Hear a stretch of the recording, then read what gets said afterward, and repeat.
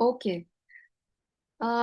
आप में से कोई भी ये शेयर करना चाहेंगे कि हमने पिछले सेशन में अ, ये जो डॉक्यूमेंट हमने रिपोर्ट पढ़ना स्टार्ट किया है, इसके बारे में अगर आप में से कोई भी कुछ भी बताना चाहे, छोटा मोटा, आपको कुछ भी याद हो, जो चीज आपको इंटरेस्टिंग लगी हो उस टाइम जो हमने एक साथ पढ़ी, डिस्कशन भी किया था, और सुनीता मैम ने, गुलाबी जी ने, मीनाक्षी जी ने, बृंदा मैम ने काफी डिस्कशन भी किया था कुछ कुछ चीजों पर। तो आपको अगर कुछ भी याद है हमारी रिपोर्ट में से जो हम पढ़ रहे हैं एक साथ, तो आप में से कोई भी शेयर करना चाहेंगे प्लीज।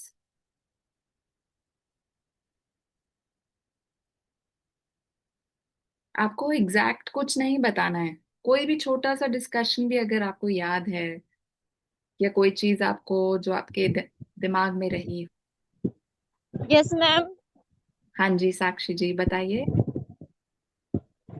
मैम, उस दिन आपने गुटरगु की एक मतलब कहानी के तौर पे पढ़ा था मैम, वो स्क्रैप बुक के बारे में, कि बच्चे इससे अच्छे से सीखते हैं और समझते हैं। हम्म। थैंक यू साक्षी जी। मेरे ख्याल से आप पिछले सेशन में शायद नहीं आए थे, क्योंकि वो हमने काफी टाइम पहले किया था वो सेशन। पर मुझे यस मैम। पता है कि वो आपको इसलिए याद है क्योंकि उसमें आपने रीडिंग करी थी बहुत अच्छे से। Yes ma'am. और जब हम अपने और आप मैम, कुछ पढ़ते हैं तो हमें याद रहता है। यस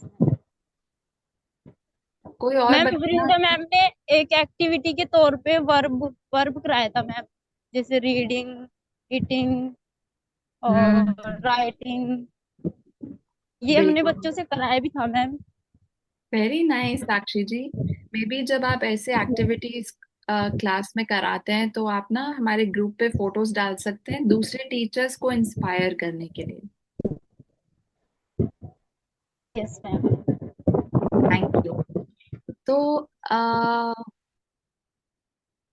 मैं आपको याद दिलाना चाहूंगी कि हमारी जो ये रिपोर्ट रीडिंग है, ये गवर्नमेंट ने की है, और बहुत सारे एजुकेशनल एजेंसीज ने करी है।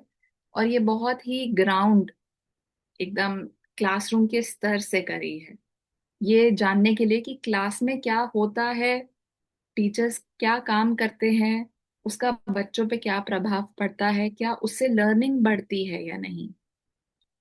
सो we already went through two findings, हम ऑलरेडी दो फाइंडिंग के बारे में पढ़ चुके हैं। और ये वाली फाइंडिंग के बारे में भी हमने पढ़ा था, और इसको डिस्कस नहीं किया था। आप में से कोई भी रीड करना चाहेंगे ये वाला पैराग्राफ, मेन फाइंडिंग्स वाला? Any of you would like to read this?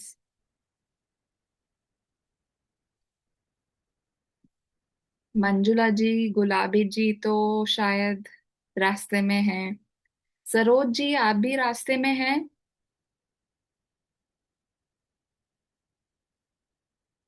Yes ma'am. जय हिंद मैम। नमस्ते। आप भी रास्ते में हैं? जी मैम, बस अभी पहुंचे हैं। ओके। अभी ज्वाइन करते हैं मैम तुरंत। ओके। रीना जी, आप पिछले सेशन में थे, आपको याद है कि हमने ये फाइंडिंग्स के बारे में पढ़ा था? आपको कुछ भी छोटा मोटा सा याद है जो आप बताना चाहेंगे, शेयर करना चाहेंगे?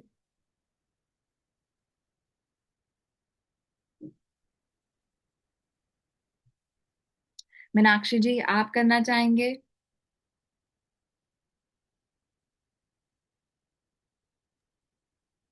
हाँ तो ये जो था आपने बताया था, बहुत सारे लोग ये किए हैं, इसको रिसर्च करके फिर आए हैं इसके इस फाइंडिंग पे, है ना।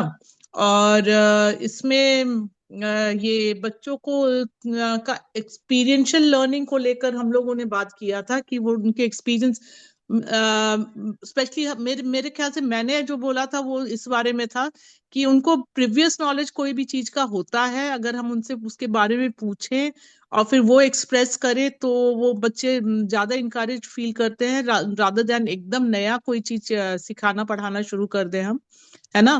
क्योंकि उनको जब ये लगता है कि उनको प्रीवियस नॉलेज है, then it becomes easier for them to connect with the new knowledge.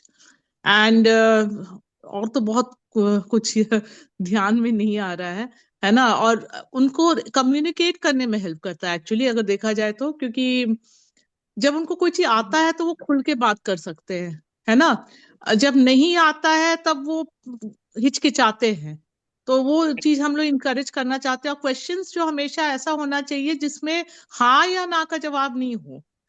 Question ऐसे होने चाहिए जिसमें मतलब वो डाल सके जिसका कोई भी आंसर सही होता हो, है ना। मतलब उनके हिसाब से जो भी आंसर हो वो सही होता, ओपन एंडेड क्वेश्चन जिसको हम कहते हैं, जिसको सही जवाब कोई नहीं होता है, लेकिन और बच्चा अपने हिसाब से जवाब दे सकता है। ये जरूरी नहीं है कि उसको कोई फिक्स्ड जवाब देना है ना। जैसे ब्लैक बोर्ड का कलर क्या है, तो ग्रीन या ब्लैक ही, ब्लैक बोर्ड है तो ब्लैक ही रहेगा, है ना। बोर्ड का कलर क्या है अगर हम पूछे, वैसा फिक्स जवाब नहीं रहता, उसका अपना ओपिनियन हो सकता है। हाँ, और आपने हमें एग्जाम्पल्स दिए थे कि ओपन एंडेड क्वेश्चन क्या होते हैं। हाँ, तो ओपन एंडेड क्वेश्चन जिसमें वो मतलब कोई मॉरल ऑफ द स्टोरी रहा, तो मॉरल तो बहुत सारे हो सकते हैं, एक तो हो नहीं सकते हैं। Yes. या नेम ऑफ द स्टोरी हुआ, अभी मुझे याद नहीं कौन सा मैंने बोला था, लेकिन हाँ, नेम ऑफ द स्टोरी हुआ, वो भी चेंज हो सकता है। मैंने एक वो भी दिया था, क्या कहते हैं, लिंक भी शेयर किया था खरगोश और कछुए की स्टोरी के बारे में, जिस कैसे वो स्टोरी पूरा चेंज हो गया है। पुराना स्टोरी में था slow and steady wins the race, है ना। जो धीरे धीरे काम करे लेकिन करते रहे, वो रेस में अव्वल आ जाता है। लेकिन ऐसा होता तो हमेशा नहीं है ना, क्योंकि खरगोश जैसा बेवकूफी करने वाला हमेशा कोई तो रहता नहीं कि सो जाए बीच रास्ते में। और ये भी नहीं होता है कि टॉर्टोइस मतलब वो, जैसे अगर हम मछली को बोले कि तुम पेड़ पर चढ़ जाओ, वो तो चढ़ नहीं सकता है, उसके कुदरत में नहीं है ना वो चीज करना। तो थैंक उसके यू लिए टीम मीनाक्षी जी। वर्क, है ना। So that was one thing that we did, है ना. So I think thank you. teachers will remember that. Yeah, now I Good remember. afternoon, everybody. Namaste. Good afternoon Vrinda ma'am. Good afternoon, ma'am. Good afternoon. नमस्ते ma'am, good afternoon. Good afternoon, सबको नमस्ते. Good afternoon ma'am. Good रोजी, afternoon. Reena ji, आपको याद है कि हम सब ने ये भी डिस्कस किया था कि बच्चे को फीडबैक देना Hmm. कैसे चाहिए, और हम लोग एक्चुअली कैसे देते हैं और कैसे देना चाहिए। क्योंकि हम जिस तरीके से नोटबुक बस चेक करते हैं, टिक मार्क करते हैं, क्या उससे बच्चा सीखता है या नहीं, हमने इसके बारे में भी बात करी थी। और जैसे मीनाक्षी मैम ने अभी बोला, बहुत ही जरूरी बात, ओपन एंडेड क्वेश्चन देना, बच्चों से ऐसे सवाल पूछना जिसका हाँ ना और सीधा जवाब ना हो, वो अपना सोच के जवाब दे पाए। राइट? इसको ओपन एंडेड क्वेश्चन बोलते हैं, to encourage children to think and express themselves. Neelashi, एक बात मुझे बोलना था। जो आप लोग फीडबैक का बात कर रहे हैं, बच्चे को देना चाहिए, and I truly believe in that, because हम लोगों को तो हमेशा क्लासरूम में फीडबैक मिलता था अपने काम के बारे में। स्पेलिंग का करेक्शंस भी कराया जाता था, 5 बार लिखो, फिर पूछे भी जाते थे, ये सब होता था क्लास में। और पेरेंट्स भी मेरे वैसे ही थे, है ना, वो दे यूज्ड टू इंश्योर। पर आजकल क्या हो रहा है, maybe because of paucity of time, for whatever reason, classroom में करेक्शन करना कई बार लोग मना करते। Feedback, when you do your correction in the classroom, you give feedback to the child, है ना। अगर आप क्लास में नहीं करेक्शन कर रहे हो, पहले से करेक्ट करके ले आ रहे हो, फिर फीडबैक देना भी उतना मतलब उतना इफेक्टिव। टाइम टेकिंग वाला हो जाता है, बिकॉज वो, और बच्चे को सचमुच का समझ में भी नहीं आता है। तो वो जो है, हम लोगों को, I think we need to change that attitude. Yeah, बहुत सारे स्कूल में मना करते हैं। if I may say something here, Meenakshi, आप ये जो फीडबैक की बात कर रहे हैं, आजकल या पहले जैसे भी होता था, मुझे लगता है कि feedback is a very very essential part of educating children and for the teacher also, because feedback has to be both ways. And today it is, more and more it's being renamed or retermed as feed forward, because feed forward is just a minute. Feed forward is a very essential terminology to use, because whatever you're saying about the work done is for amending the work, of correcting the work, improving on the work. So it's not just feedback, but it's feed forward. So you give them um, a kind of a guidance and tell them, look, यहाँ पे आपने छोटी सी ये गलती की, इस गलती को इस तरह से आप सुधार सकते हो। क्योंकि टिक मार्क करना और या रॉन्ग लगाना, उससे कोई ज्यादा फायदा नहीं होता है बच्चों को। बच्चों को ये बताना बहुत जरूरी है कि कहाँ पे उनका मिस्टेक हुआ है। और मेरे ख्याल से ये फीड फॉरवर्ड तब बन जाएगा जब हम बच्चों को इस तरह से फीडबैक देंगे कि उनके लिए आसानी हो जाएगी कि हमने गलती कहाँ पे की। वो खुद ही बता सकेंगे आपको कि मैंने यहाँ पे गलती की, और अब अगर मैं इस गलती को नहीं करूंगी तो मैं इसको ठीक से कर सकूंगी।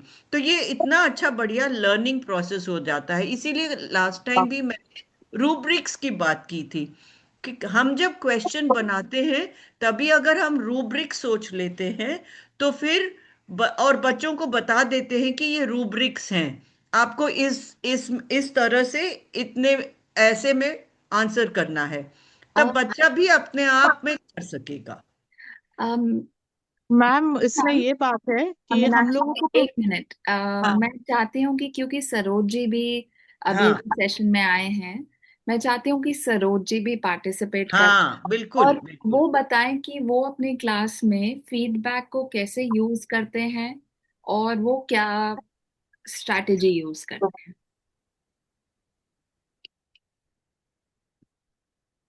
सरोज जी, प्लीज आप बताइए।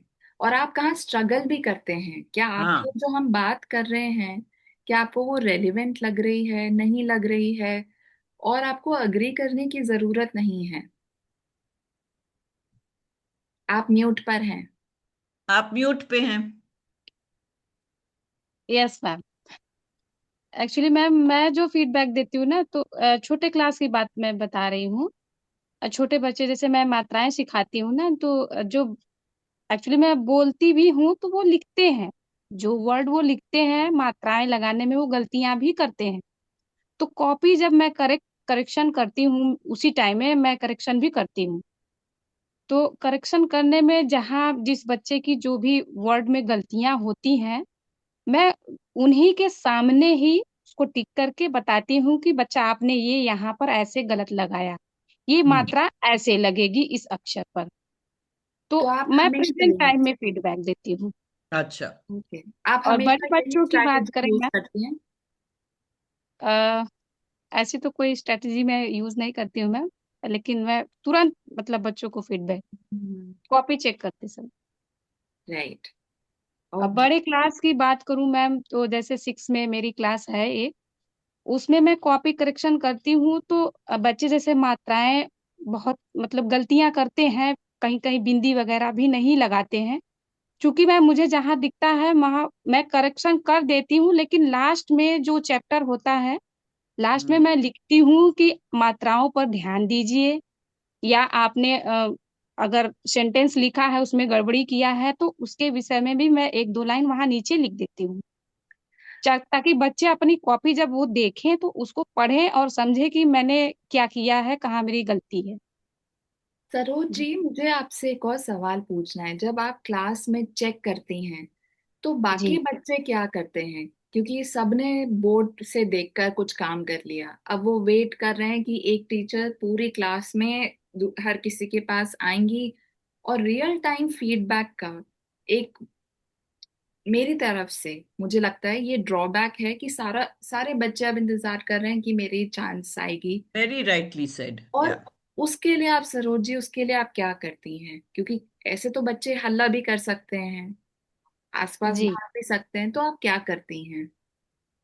उस टाइम में मैं बच्चों को एडवाइस कर देती हूँ कि आप लोग शांत बैठे रहिए, जितना आप शांत रहेंगे उतनी जल्दी मैं कॉपी करेक्शन कर पाऊंगी।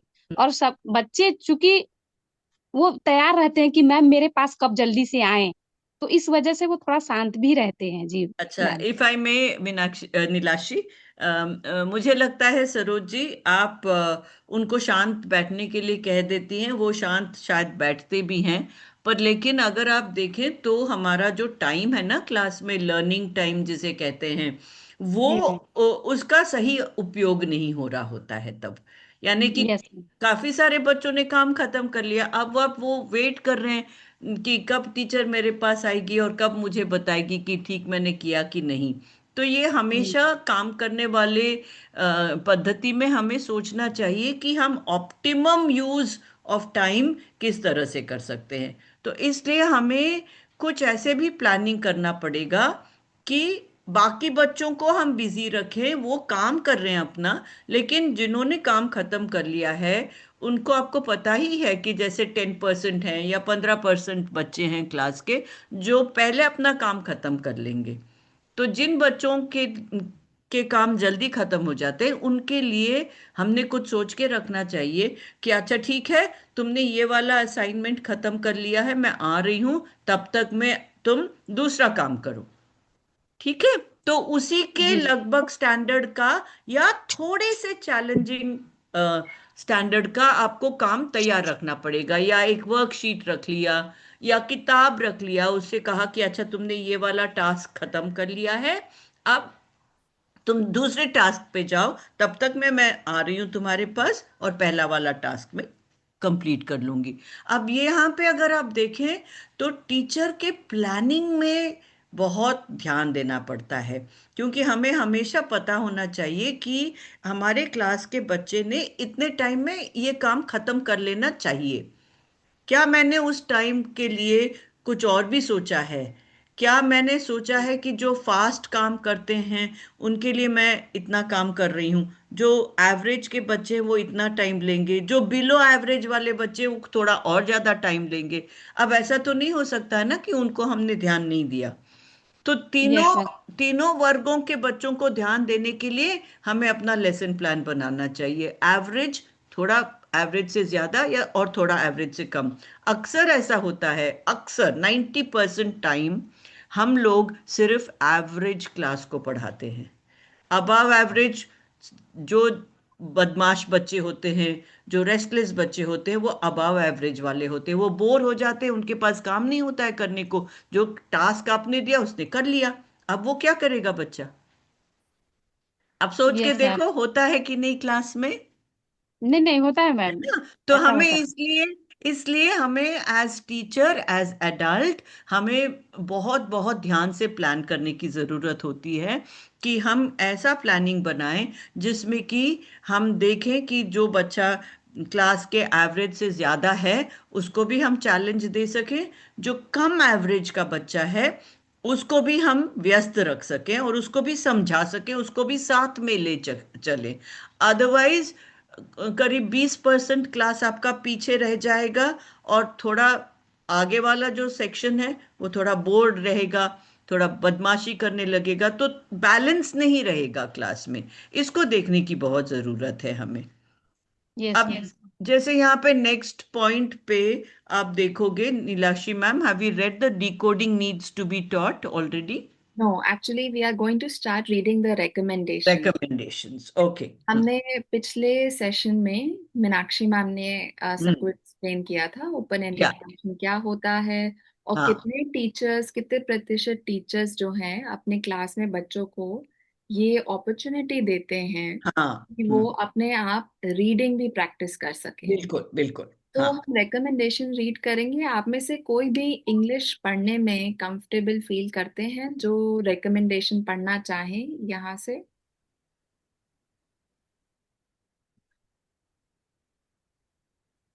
Okay, I will read it. Oral language activities need to encourage active engagement by connecting content and discussions to familiar contexts and experiences, asking children to predict, think, and infer, and giving them opportunities to respond more fully to open-ended questions. Decoding needs to be taught more systematically and should include multiple activities that reinforce sound symbol association in different ways, including the use of simple teaching learning materials. Children need adequate time to practice reading in small groups or pairs, as well as independently with guidance from the teacher. Writing activities should move beyond copying exercises to include meaningful opportunities for children to compose their own texts and express ideas and emotions. आप में से कोई पहले इसके बारे में जो मैंने अभी पढ़ा है कुछ बोलना चाहेंगे? क्या आप बताना चाहेंगे कि आपके समझ में इसका क्या मतलब है? ये पॉलिसी, ये डॉक्यूमेंट क्या रिकमेंडेशन दे रहा है टीचर्स को कि हमें क्लासरूम में क्या करना चाहिए? इसमें काफी सारी चीजें उन्होंने रिकमेंड करी है। आप में से कोई बताना चाहेंगे जो पॉइंट आपको अच्छा लग रहा है, जो आप अपनी क्लास में ले जाना चाहेंगे वापस?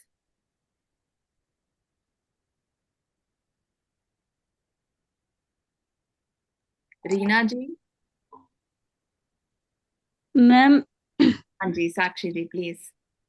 इसमें लिखा हुआ है simple teaching learning materials TLM। Ma'am जैसे TLM लगाते हैं क्लास में मैम, उसके द्वारा बच्चों को। Yes, very good Sakshi ji. Yes ma'am. और या इसमें, हाँ बोलिए या प्लीज। या फिर मैम कोई छोटा सा TLM बच्चों को बनाने के लिए भी दे सकते हैं, जैसे मैम बोल रही है ना, जो बच्चे पहले काम कर लेते हैं उनके लिए। बिल्कुल, दैट्स अ एक वेरी। एक पर्टिकुलर फ्रेज पे थोड़ा ध्यान दे के बोलो साक्षी जी, आप और भी इसको अपने आंसर को आप और भी इम्प्रूव कर सकेंगी। जैसे ये कह रहा है कि साउंड सिंबल एसोसिएशन, इसका मतलब आप सोच के हमें बताइए कि क्या हम कर सकते हैं क्लास में रीडिंग इम्प्रूव करने के लिए और बाकी काम भी इम्प्रूव करने के लिए। Multiple activities that reinforce sound symbol associations. Yes ma'am. तो आप जैसे लोग ये समझ लें कि साउंड और सिंबल का क्या एसोसिएशन है। ये थोड़ा सा क्लैरिफिकेशन हो जाता है तो इसमें ज्यादा समझ हो जाएगी। कोई भी जिसको भी ये फ्रेज समझ में आ गया है ना, वो जरा बताएं मुझे कि इसका मतलब आप लोग क्या समझते हैं। TLM का तो आप लोग बहुत अच्छी तरह ये मतलब समझते हैं, पर मैं सिर्फ ये जानना चाहती हूँ कि अगर हम कहते हैं रीइंफोर्स साउंड सिंबल एसोसिएशन, इसका मतलब क्या है? Anybody here? जो भी आपको, जो भी इसमें कोई गलत सही की कुछ सोचने की जरूरत नहीं है, आप जस्ट बताइए कि आपको इससे क्या समझ में आ रहा है। जितना आप पार्टिसिपेट करोगे ना, उतना हम आप लोगों को और भी आगे ले जा पाएंगे। तो आपको क्या लगता है साउंड और सिंबल का क्या मतलब है? कौन सा साउंड है, कौन सा सिंबल है? यस मैम, जैसे मैम हम्म। जैसे अभी हिंदी में ले लेते हैं मैम। हाँ, हिंदी में ले लीजिए। वर्णमाला मैम, हम्म। जैसे TLM बना रखा है मैम, फिर उस पे बच्चे प्रैक्टिस कर सकते हैं बोल के कि क ख ऐसे करके मैम। नहीं नहीं, तो उसमें क क्या हो गया? क हो गया आपका साउंड या सिंबल? मैम अक्षर हो गया, मतलब सिंबल हो गया यानी मैम। जो अक्षर लिखा, हाँ करेक्ट, जो अक्षर यस। लिखा है वो सिंबल है, राइट? यस। उस सिंबल का साउंड है क। Yes ma'am. तो अब हिंदी में, हिंदी तो बिल्कुल फोनेटिक है, यस ठीक मैम। है ना? तो उसमें कोई सिंबल और साउंड में जैसे मैम, हाँ, क से जैसे कमल हो गया। हाँ, आप सुन लो मेरी बात, सिंबल और साउंड में ज्यादा अंतर नहीं है हिंदी में, क्योंकि हिंदी एक भाषा है जो कंप्लीटली फोनेटिक भाषा है। हम जो बोलते हैं जैसा उच्चारण करते हैं वैसा ही लिखते हैं, लेकिन अंग्रेजी कंप्लीटली फोनेटिक नहीं है। इसलिए अंग्रेजी के जो लेटर्स हैं, जो अक्षर हैं, वो और जो फोनेटिक सिंबल हैं वो अलग होते हैं।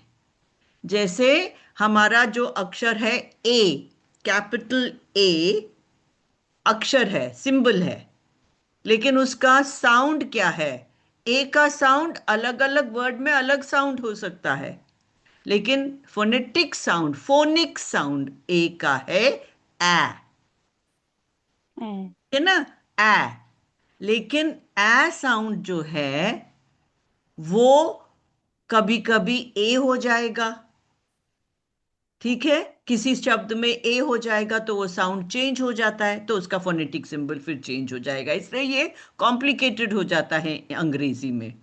लेकिन हमें सिंपल एक चीज समझनी है कि ए का साउंड ए है, बी का साउंड ब है, सी का साउंड क है, इत्यादि। तो ये जो साउंड और सिंबल की एसोसिएशन की बात कर रहे हैं यहाँ पे, वो उसकी बात कर रहे हैं कि साउंड में और जो सिंबल है उसका एसोसिएशन अच्छी तरह से बच्चों को आने से वो रीडिंग अच्छी तरह से कर पाएंगे।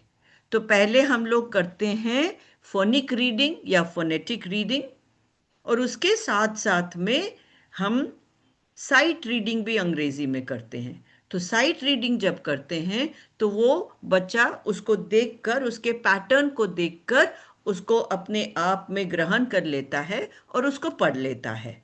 तो वहां पे जो पूरा वर्ड होता है, जैसे कि THE, द द एक बहुत कॉमन शब्द है, बहुत, द के बगैर कितने सेंटेंसेस बनते हैं? नहीं बनते हैं, बहुत कम सेंटेंसेस होंगे। इसलिए, लेकिन द अगर आप साउंड से पढ़ोगे तो उसका कोई मतलब ही नहीं होगा। द को पूरी शब्द, पूरा का पूरा शब्द पढ़ना पड़ेगा, उसको हम साइट रीडिंग करते हैं। तो ये जो द लिखा होता है बोर्ड पे, बच्चा उसको ब्रेक ना करके पूरे वर्ड को सिंबल की तरह एसोसिएट करके पढ़ लेता है। तो इसका मतलब होता है साउंड और सिंबल का एसोसिएशन। समझ में आया आप लोगों को? I hope. थोड़ा कॉम्प्लिकेटेड लग रहा है या समझ में आ रहा है कुछ कुछ? सरोज और जो इंग्लिश पढ़ाते हैं उनको तो समझ में आ गया होगा। Meenakshi ma'am, are you there? So, Nilashi, if you think I can actually devote a little time to teach them to do both phonic and sight reading, by way of which the reading in the classes will become much faster, because that's the quickest way of picking up reading in the younger classes. So the teachers, we'll do a session only with the teachers to make them get the hang of phonic sounds and relating the phonic reading with the sight reading. Then I think what you are suggesting requires a lot of lot of engagement time. Yes, and a lot of engagement from the teachers. absolutely. Yeah. Sometimes I'm not even sure if they are able to hear us, if they are हाँ, there or true, not. true. And कई बार पता नहीं चल पाता है कि वो लोग सेशन में बस है कि नहीं? हाँ। काला विंडो है या फिर इसीलिए हम चाहते हैं कि आप लोग अपना कैमरा भी खोल के रखें, तो हमें पता लगेगा कि हाँ, हम लोग जो बात कर रहे हैं आप लोगों से बात कर रहे हैं, और आपको आपके एक्सप्रेशन से हमें ये भी पता लग जाएगा कि हाँ, बात कहीं पहुंच रही है। क्या आप लोग अपना कैमरा भी खोल सकते हैं? हाँ, साक्षी ने तो इमीडिएटली खोल लिया, थैंक यू साक्षी। रीना देवी, आप भी अपना कैमरा ऑन कर लीजिए प्लीज। सरोज, गुलाबी जी, मंजुला जी, ममता हाँ, जी, ये अगर बहुत हेल्पफुल रहता हाँ, है सेशन को करने में। फिर ये और क्लास जैसा लगेगा ना, अदरवाइज ऐसा लगेगा जैसे कि हम पता नहीं किस से बात कर रहे हैं। ठीक है, काले काले डब्बों से। For doing that. हाँ। या, आप में से कितने लोग अपनी क्लासेस में ये जो पॉइंट दिया गया है, children need adequate time to practise reading, हम जैसे अभी बृंदा मैम ने भी कहा कि हम टीचर्स के साथ मिलके रीडिंग प्रैक्टिस के लिए कुछ कुछ चीजें कर सकते हैं, आप में से कितने टीचर्स क्लासरूम में बच्चे को समय देते हैं कि वो अकेले अपनी मर्जी से अपनी मन पसंद किताब पढ़ सके, और सिर्फ वैसी कहानी नहीं जो आपके चैप्टर वाले बुक में है, पर आप कितनी बार उसे अपनी मनपसंद कहानी पढ़ने देते हैं। प्लीज आप अपना एक्सपीरियंस शेयर कर सकते हैं, और नहीं देते हैं तो वो भी बता सकते हैं, यहाँ पर कुछ भी सही गलत नहीं है। हम्म। रीना जी, सरोज जी, आप यस लोग क्या मैम, करते हम हैं देते हैं गुलाब? मैम। मैम देते हैं सैटरडे में। हफ्ते में एक बार? Yes ma'am. Okay, very nice to know. Saroj ji आप? मैम मेरी क्लास एक्चुअली छोटे बच्चों में है, तो बच्चे जैसे खुद से पढ़ नहीं सकते, तो जो मैं पढ़ाई रहती हूँ पिछले क्लास में या जब तक जितना भी मैंने पढ़ाया है, तो मैं बच्चों से कहती हूँ कि आपको जितना भी मैंने पढ़ाया है, जितने चैप्टर लेसन पढ़ाए हैं, आपको जो उसमें से पसंद हो आप उसमें से रीडिंग करो। ये मैं करती हूँ। बड़े क्लासेस में है नहीं मैम, तो फिर नहीं हो पाता है। सरोज जी, आपने कभी देखा है किसी बच्चे को वो ग्लास लेके या फिर बैट लेके या गुड़िया लेके कहानी बुनता है अपनी? Hmm. Kitchen yes ma'am. Kitchen, घर घर, डॉक्टर डॉक्टर खेलते हैं। Yes ma'am. आपने यस खेला है मैम। कभी जब आप बच्चे थे? Yes ma'am. खेला है। तो बच्चे में मैम। कहानी बनाने की बहुत ज्यादा क्षमता होती है। हम लोग हम्म। सारे जो बच्चों की तरह गेम्स खेलते हैं वो इसीलिए खेल पाते हैं क्योंकि हम लोग कहानी बनाने में बहुत माहिर होते हैं। आपके बच्चे छोटे हैं, इसका मतलब ये नहीं है कि वो पढ़ नहीं सकते। There is something called picture books. सिर्फ चित्र की माध्यम से वो कहानी चल रही होती है। जब वो बच्चा सामने अपने चित्र देखता है, वो कहानी अपने आप बुन रहा होता है कि ये कुत्ता है और इसका नाम ये है, और अब ये यहाँ से इस गली से घूमता हुआ रोटी ढूंढता हम्म। हुआ मेरे पास आया, फिर उसने मेरी गुड़िया के साथ खेला और भौ भौ किया और मुझे पता चल गया कि उसको बिस्किट खाना है। आपको सोचना भी नहीं पड़ेगा कि उसने ये इतनी बड़ी कहानी बुन ली है एक पिक्चर से भी। रीडिंग का मतलब हमेशा डिकोडिंग नहीं होता कि इस कुत्ते का नाम है मोती, मोती यहाँ वहां घूमता है। रीडिंग का मतलब ये सब सोचना अपने दिमाग में कहानी, ये भी रीडिंग होता है। तो मैम आप, बच्चे तो चित्र देख के भी समझ जाते हैं ना। बिल्कुल। जैसे हम बच्चों को कोई चित्र दिखा रहे हैं तो हम्म। वो उसके आधार पे भी समझ जाते हैं मैम। समझ ही नहीं, वो अपने आप, जैसे नीलाशी मैम ने इतने सुंदर तरीके से बताया कि वो अपनी कहानी खुद भी बना लेते हैं। यस जैसे मैं मैम। आपको एक, मेरे सामने न्यूज़पेपर पड़ा है, अगर मैं आप लोगों को सिर्फ ये एक जो पता नहीं आप लोग देख पा रहे हैं कि नहीं, लेकिन देख। अगर ये चित्र मैं दिखाऊं आपको और मैं आपसे कहूं कि ये जो भी है इनका नाम की परवाह ना करें, पर इन लोगों के बारे में आप एक स्टोरी बुनकर बताओ, तो हम ये लोग जो एडल्ट्स हैं ना, वो तो मैं इतना नहीं कर पाएंगे, लेकिन आप देखोगे बच्चे फटाफट आपको कहानियां बता देंगे कि इसमें ये जो लोग हैं, ये लोग खेलने के लिए तैयार हो रहे हैं, एटसेट्रा एटसेट्रा, कई सारी चीजें आपको वो इन्फॉर्म कर देंगे। तो एक यस मैम। पिक्चर कॉम्पोजिशन या पिक्चर रीडिंग जैसी चीज भी बच्चों का एक, उनके जो वोकैबुलरी है उसको बढ़ाता है, सेंटेंस कंस्ट्रक्शन को ठीक कराता है, कि कैसे हम वाक्य को सीक्वेंस में लगा सकते हैं। जैसे हमेशा ही सीक्वेंस होना चाहिए ना, एक के बाद एक के बाद एक के बाद जो कहानी बनती है उसमें कोई कनेक्शन होनी चाहिए। ऐसा नहीं हो सकता कि हमने बात एक में शुरू की और हम पांच पे पहुंच गए डायरेक्टली।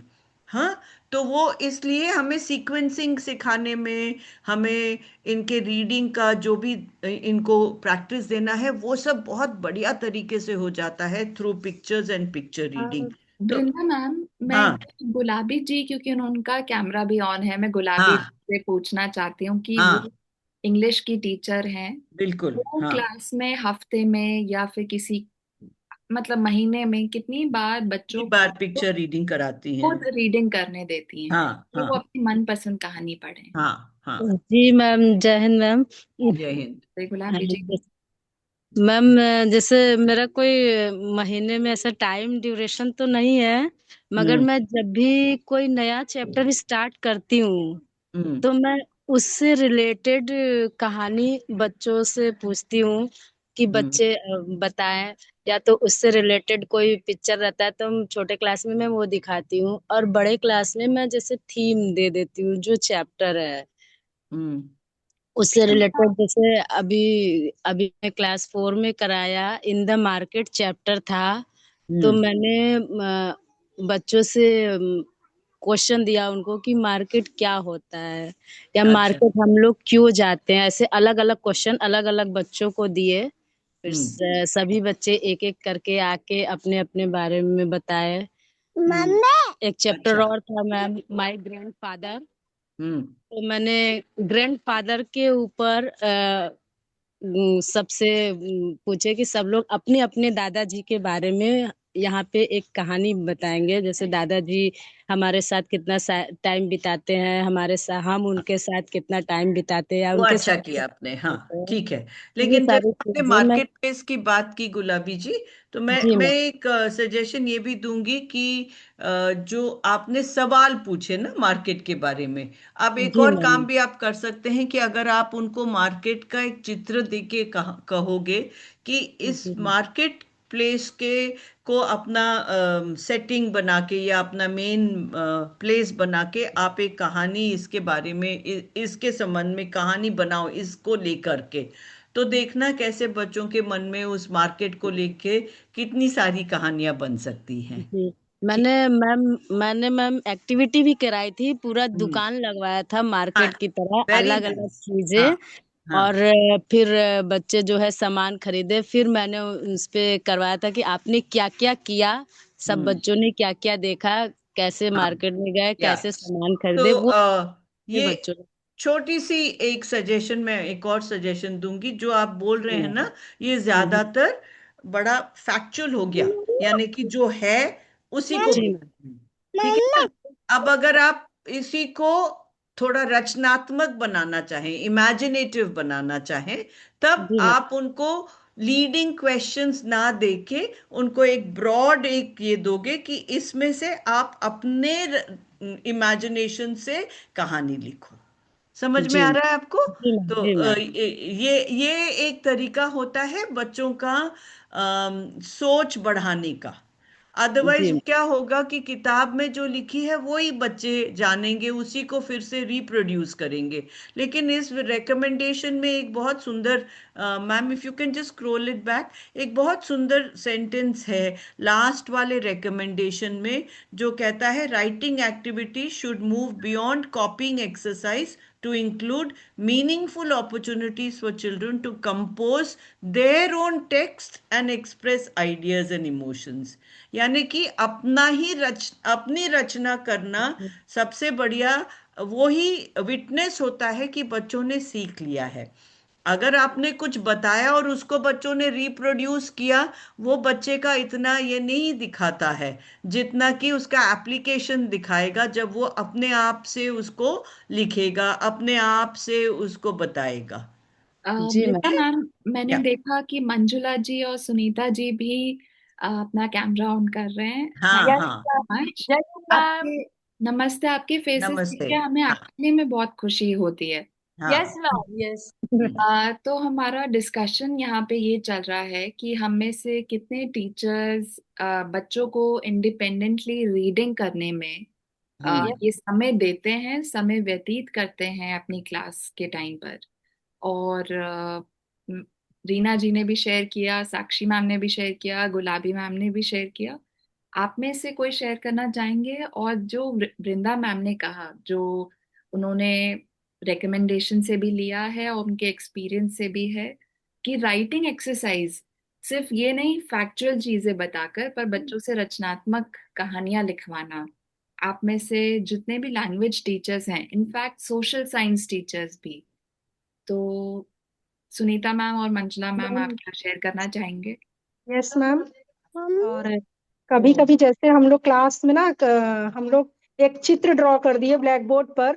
बुक में, हम लोग की हिंदी की बुक में या किसी बुक में हम लोग के पिक्चर कभी कभी दिया रहता है, जैसे घड़ा बना दिए, कौवे बना दिए। तो पिछले टाइम मैंने ऐसा किया था, ब्लैक बोर्ड पे मैंने क्लास 1-2 की क्लास में हिंदी में मैंने पिक्चर पिक्चर ड्रॉ कर दिए। एक में कछुए और खरगोश को दौड़ता हुआ, मतलब पूरा पिक्चर ड्रॉ किया। तो बच्चे ने क्या, बच्चे को मैंने बुलाया कि तुम जो है बताओ। तो उसने पूरी चित्र देख करके स्टोरी उसने पहचान ली कि ये कौन सी स्टोरी है, और उसने पूरा अच्छा। बोल के सुनाया भी।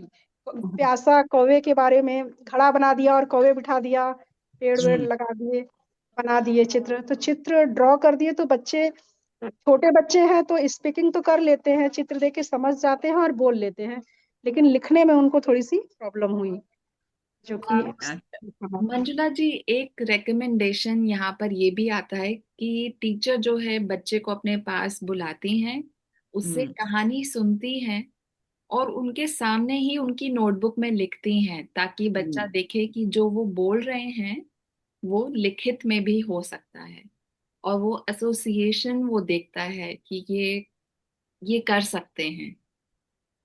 तो आप ये कोशिश कर सकते हैं, जैसे आपकी अगर क्लास में 3 लेवल के बच्चे भी हैं, तो ज्यादा हाई लेवल लर्नर जो है थोड़े लो लेवल लर्नर की कहानी जो है लिख सकते हैं। बट थैंक यू, आपने शेयर किया। सुनीता मैम।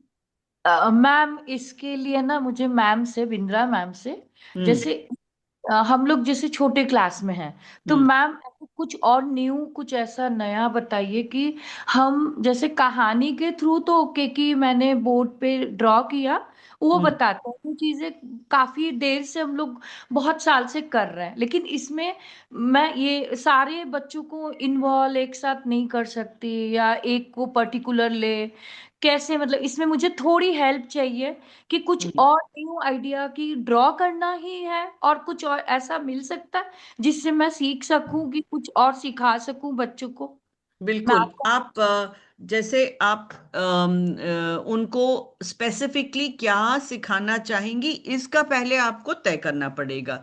जैसे अगर आपने कोई थीम लिया, अभी जैसे मैं एक छोटा सा थीम देती हूँ। जैसे अगर हम कहते हैं कि ये विंटर का सीजन है, जाड़े का हाँ, सीजन है, तो हम यस, जाड़े के बारे में बात करेंगे। अगर हमारा थीम जाड़े जाड़े का मौसम है, विंटर जी, सीजन है, तो अब इसको लेके हम कई सारी एक्टिविटीज, करीब 10-15 दिन के लिए हम इसको स्ट्रेच कर सकते हैं।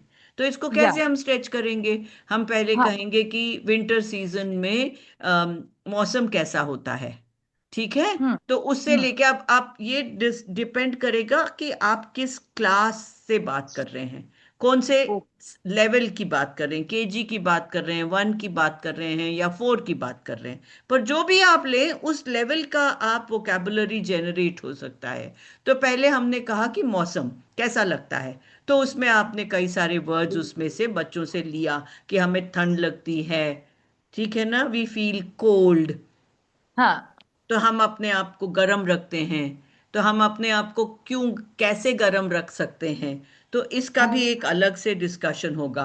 यस, ठंड में हम कैसे कपड़े पहनेंगे, तो कपड़े के बारे में पूरा वोकैबुलरी हो जाएगा। विंटर सीजन में बाजार में कौन सी सब्जियां आती हैं, क्या क्या हम देख पाएंगे, कैसे फूल खिलते हैं, कैसे कभी पहाड़ी जगहों में क्या होता है, कहाँ पे बर्फ गिरता है, कहाँ पे नहीं गिरता है। तो आप अगर देखो तो एक थीम पे आप हिस्ट्री ले सकते हो, ज्योग्राफी ले सकते हो, इंग्लिश ले सकते हो, साइंस तो बहुत ही ज्यादा ले सकते हो। इसी के साथ आप अपने गणित के क्लास में भी विंटर को ला सकते हैं। समझ में आया आपको मेरी बात? तो इसी के साथ जैसे आपने कुछ क्राफ्ट भी कर बिंदा लिया, मैम, या हाँ जी, यस एक्चुअली हम समय का हमें ध्यान देखना रखना पड़ेगा। चाहिए हमें। यस। मैम, 3:45 हो गया है, और मैं आप सबको इस थॉट के साथ बाय बोलना चाह रही थी कि जब अब हम 17 तारीख को मिलेंगे सैटरडे को, तो यस, हमारे साथ 2 नए लोग होंगे, और वो हमारे साथ कुछ और इंटरेस्टिंग करेंगे जो हम्म। यस, विजडम से रिलेटेड होगा। विजडम का हिंदी कौन बता सकता है? Wisdom. Yes. Wisdom, WISDOM, wisdom. Ma'am शायद राज्य होता है, या ये कह सकते हैं कि जो एक राजा होता है जो शासन करता है जितने नहीं नहीं, क्षेत्र वो में। किंगडम होता है बेटा, वो किंगडम। हम कह रहे हैं विजडम, विजडम। बुद्धिमान, मैम बुद्धिमान। दिमाग, वेरी गुड। बुद्धिमान। दिमाग से रिलेटेड है, दिमाग से रिलेटेड है। ज्ञान हो सकता है, लेकिन उसका कोई नहीं, और वर्ड होना चाहिए। There should be some other word. या समझदारी। एक्चुअली, हाँ जी, किसी ने कुछ मैम कहा अभी? ये उसने बोला संस्कार, बोला ना तुमने? समझदारी, नहीं, समझदारी। संस्कार नहीं, समझदार। समझदारी। ओके, मैम बुद्धिमत्ता। हाँ, बुद्धिमत्ता। Okay, Neelashi, have we lost Neelashi? No, I am okay still waiting for the responses. Okay, ma'am ज्ञानवर्धन, ऐसा कुछ। हाँ जी, ज्ञानवर्धन। ज्ञानवर्धन, विजडम। अच्छा, विजडम आता है एक बहुत इंटरेस्टिंग वर्ड से, वाइज, WISE, वाइज। वाइज से बनता है विजडम। विजडम। अब वाइज और क्लेवर में भी अंतर है। प्रज्ञता। बुद्धिमान। हाँ जी, प्रज्ञता गूगल पे दिखा रहा है, बुद्धि, प्रज्ञता, बुद्धिमान। विवेक। सबने अच्छा, बुद्धिमान एक मैं होता है बहुत मैम। सिंपल सा एक्सप्लेनेशन देती हूँ, शायद आप लोगों को समझ में आ जाएगा। एक होता है मैम बुद्धिमत्ता, किसी ने कहा यस बुद्धिमानता, मैम। राइट। और एक हाँ होता है उस बुद्धि को एक चतुर तरीके से, अच्छे तरीके से उसका प्रयोग करना, ठीक है, उसको हम विजडम कहते हैं। तो हर आदमी जो पढ़ा लिखा होता है वो वाइज नहीं होता है। ऐसा भी हो सकता है जिसके बहुत क्वालिफिकेशन नहीं है लेकिन वो बहुत वाइज है। इसका मतलब उसको अच्छी तरह से पता है। जैसे हम कहते हैं ना, शहर के जो बुजुर्ग लोग हैं उनसे पूछना चाहिए, वो अपने अनुभव के अनुसार आपको उपदेश देंगे या कुछ ऐसा बात करेंगे। तो उनमें एक तरीके का एक wisdom। तरीके का चतुरता होती है उनमें। होशियार मैम कह सकते हैं, होशियार। होशियारिता और चतुरता मिला के एक चीज होता है, उसको विजडम कहते हैं। पर आप लोग विजडम का हिंदी में डिक्शनरी में देख के आप लोग थोड़ा सा इस पे ध्यान दो तो नीलाशी मैम जो कहना चाह रही हैं वो अच्छी तरह से आप लोगों को समझ में आ जाएगा। तो अगले शनिवार मैं चाहती हूँ कि एक तो आप लोग सब जो भी सनबीम से हमें ज्वाइन कर रहे हैं, अगर आप सिर्फ अगले शनिवार को हमें थोड़ा सा पहले, अगर आप लोग घर आ जाते हैं या फिर आप स्कूल से सेशन कर पाते हैं, क्योंकि जो लोग आ रहे हैं हमारे साथ सेशन करने, वो ये सेशन स्पेशली आप लोगों के साथ करना चाहते हैं, टीचर्स के साथ करना चाहते हैं। और उस सेशन का नाम होगा विजडम मंडली। तो हम सब मिलके एक मंडली की तरह कुछ विजडम के बारे में एक्चुअली करेंगे एक साथ। तो आप लोग सब को देखने के लिए, आप लोगों सबसे बात करने के लिए, आपकी बातें सुनने के लिए वो लोग आ रहे हैं और वो ये सेशन लीड करेंगे और मैं बैकग्राउंड में होंगी। और Vrinda ma'am, you are more than welcome. It would be Yeah, I will definitely. I'm curious to know what they would do. But Nilashi ma'am, I would like to request you कि we plan a session where we'll discuss this a little more, especially the thing about giving them like इन्होंने Sunita ma'am ने मांगा है कुछ और भी हम उनको सैंपल्स दें और कुछ और भी ये तरीके, यानी कि एक्चुअल पेडागोजिकल मेथड्स पे भी हम थोड़ा बात करेंगे। एक दो वीक हम 40 मिनट्स इस पे अगर स्पेंड करते हैं तो इनको हम अच्छी तरह से एक प्लान दे सकेंगे कि how these things can be implemented. ठीक है, मुझे एक्टिविटी बनानी है। सिर्फ आपको ही नहीं, सारे इसको लेके हम थीमेटिकली कुछ डिस्कस करेंगे और प्लान करेंगे कि किस तरह से हम इनको एक्टिविटीज में कंडक्ट कर सकते हैं और एसोसिएशन रीबिल्ड कर सकते हैं, right? Okay, yes ma'am, yes. All thank right, you. Thank you so much. Thank you ma'am. Thank you, thank you, thank you ma'am. Thank you, thank you. Thank you ma'am.